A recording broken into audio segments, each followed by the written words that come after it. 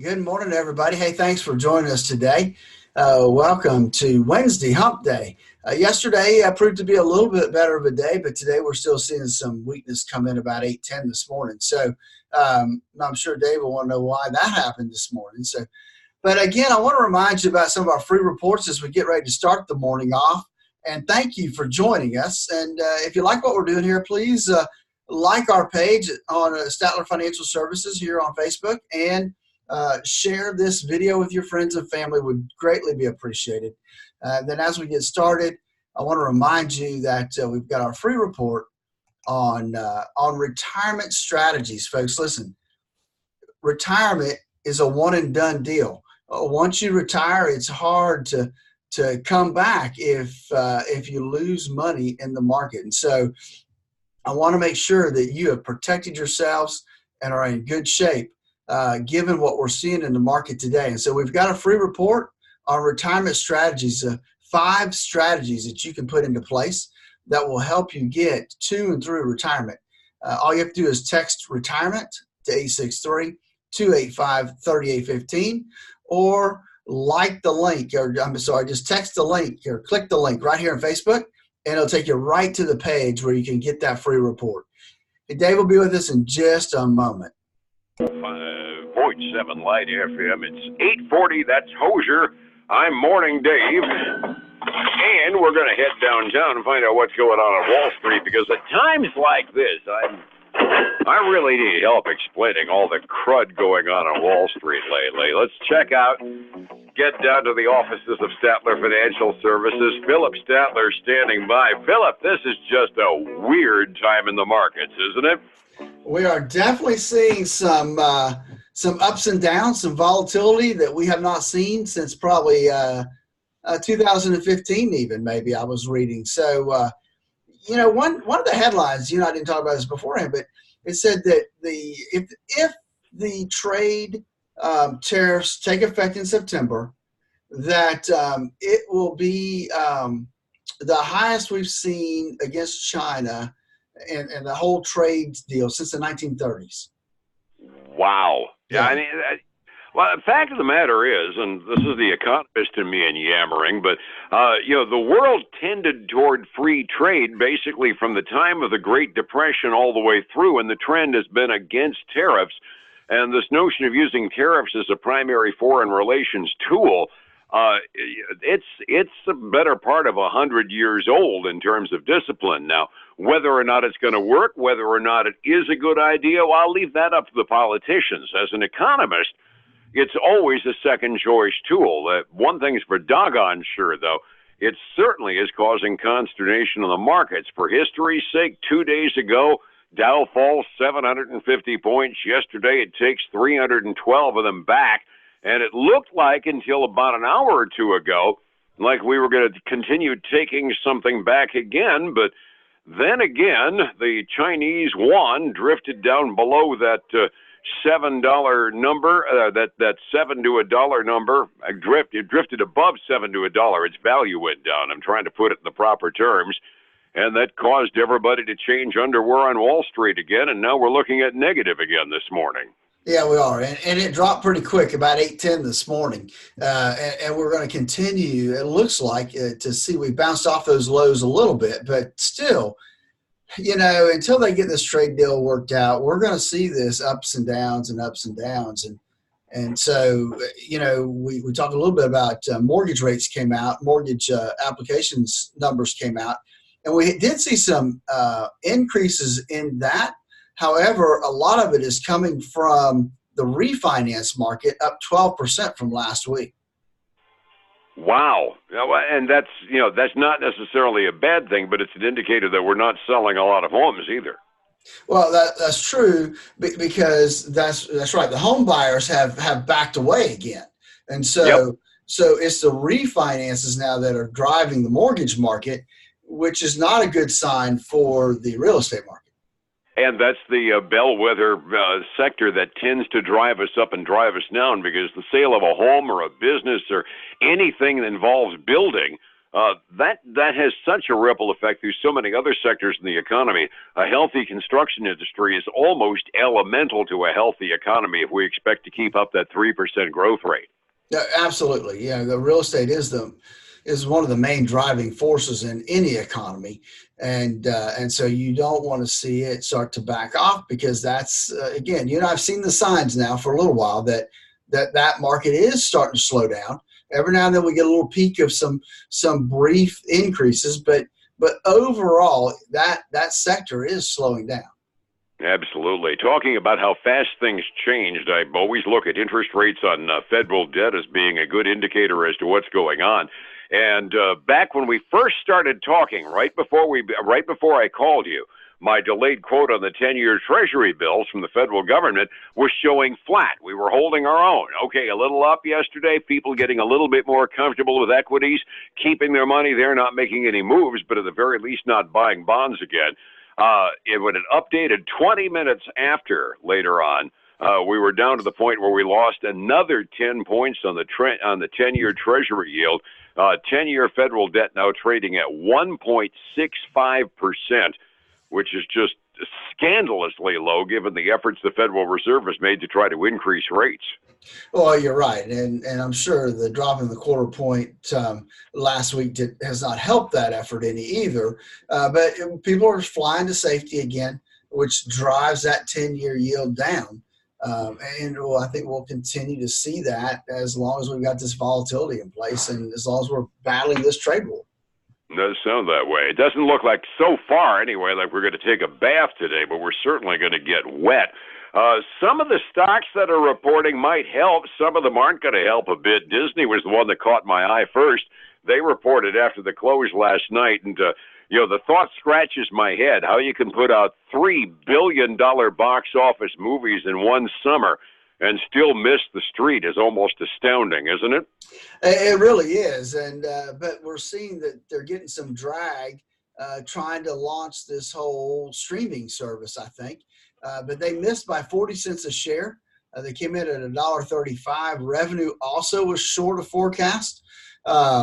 Though they've done well, but they've had to integrate, that they bought that 21st Century Fox, and so they've had to blend that into their system too. And so I think that may have affected them some too. The one thing I was reading was that they kind of got a case of corporate indigestion after eating 20th Century Fox, didn't they? Well, I think so. That was a big swallow that they had to come up with, and so I'm sure that refocused their direction and got them off of their main point. So they're trading down this morning 5% before the market gets going today. And the word that I'm hearing is they're responsible for about a 40-point drop in the Dow because they're a Dow component, and it doesn't take a lot from one of the big stocks on there to really mess with that index, right? Oh, that's true. Though right now my ticker says we're down 250 points on the Dow. So, yeah. Wow. My delayed quote doesn't look good by any measure, but maybe I'll revise myself from getting wet to taking another bath, huh? Yeah, it's definitely continues. As more and more traders come online, we may see that continue to fall. Sounds like it. Other indications, and I know there's some good news on the corporate reports this morning. We do. We got several good news. We got CVS Health reporting. They beat by 20 cents a share. Revenue came in obviously above forecast. Same-store sales up 4.2%. That sounds pretty good to me. And they came in and raised their full-year guidance. They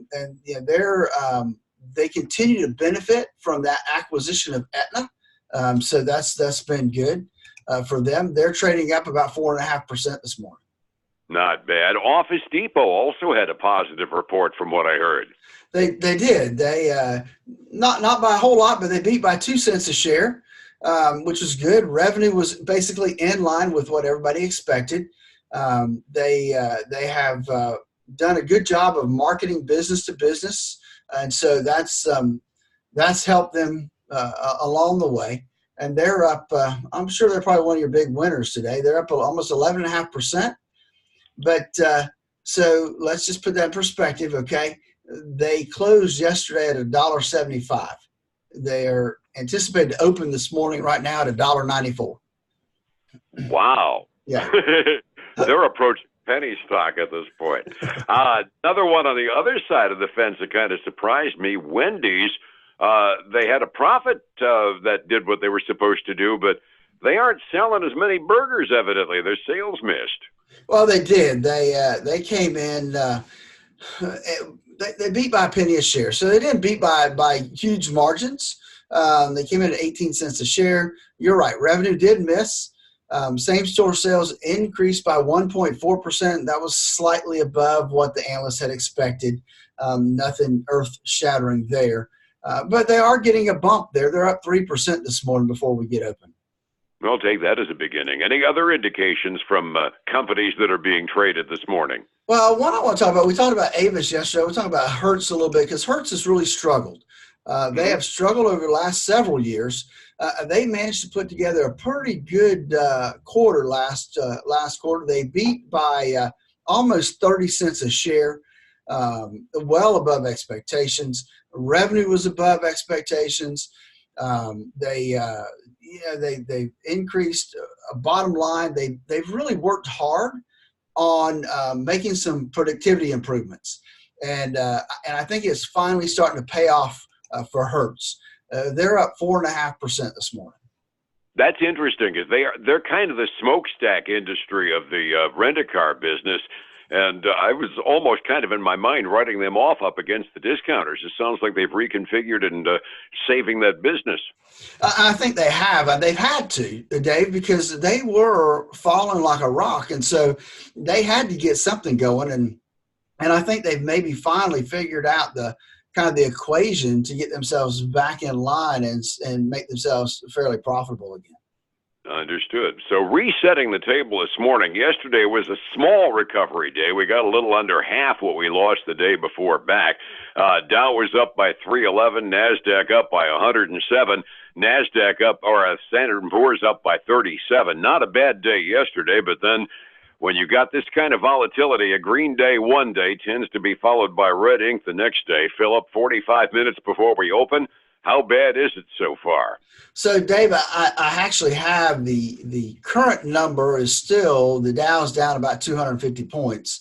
Everything else is probably delayed about like you have it. So the delayed quotes, we've got the S&P 500 down almost 0.5% this morning. The NASDAQ's down 0.4% as we start the day. We got gold and silver bouncing back up.